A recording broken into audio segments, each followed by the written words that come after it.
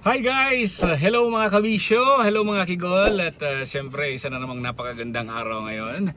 Of course, andito tayo ngayon, nasa sasakyan po tayo ngayon, pero saan bang lakad natin ngayon? Ayan.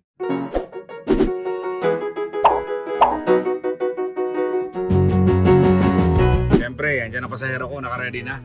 Ayan. O ba't hindi ka naka face mask at saka hindi ka naka seatbelt caps, ha? Ayan, kami po ay pupunta po sa clinic. Oo. Kala mo walang sakit yan, ha, pero ayun, medyo matamlay siya.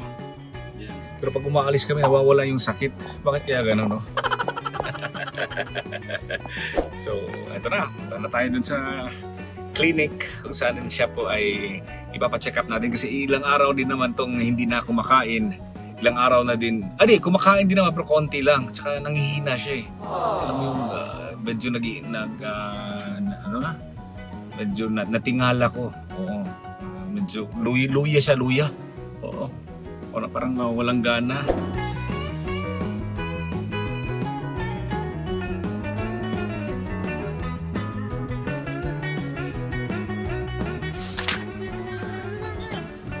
Tino Caps! Liga. Papasok na kami sa ano.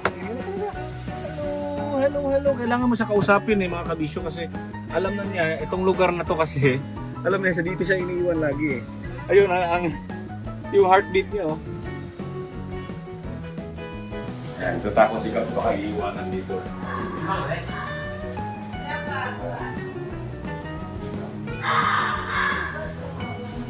Medyo lumuluwag na po kayo ngayon ha. Ano po, soaking nyo po kaya umaayaw eh. Alam niyo, ano po kaya?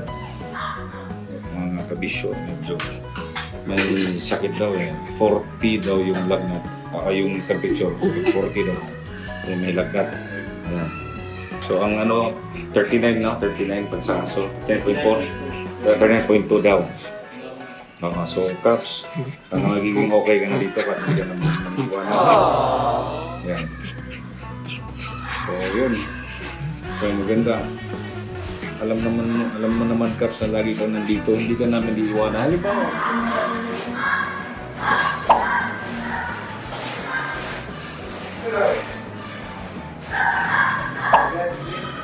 Nakakakain pa ko siya na maayos?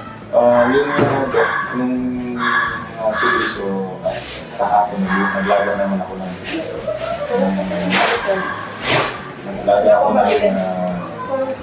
Chicken. Yung chicken. Tapos yung pinakain ko, Ayun. kumakain naman siya. Tapos pagdating ng gabi, ayaw na kasi baka nagsama na. Konti lang Caps. Cups ba ka? Caps. Okay lang nga. Caps na. Tapos na! Okay ka lang wala. Tapos na, huwag kayong mag-alo. 30. Ang kanya po 70. So, may ongoing infection po yung alaga natin. Red blood cell po, ang normal po, okay 0.5 to 8.5, yung kanya 4.45. So, ibig sabihin, mababa po yung red blood cell. Yung hemoglobin naman po, 12 to 18, yung kanya po 10.2. So, yun sila ang baba. Yung sa hematocrit naman po, 37 to 55 yung normal, yung kanya 29.5. So, pag sinabi pong mababa yung RBC, hemoglobin at hematocrit, ibig sabihin po, may anemia po ang alaga natin. Thrombocytopenia po tawag natin pagka low po ang platelet, and then anemia.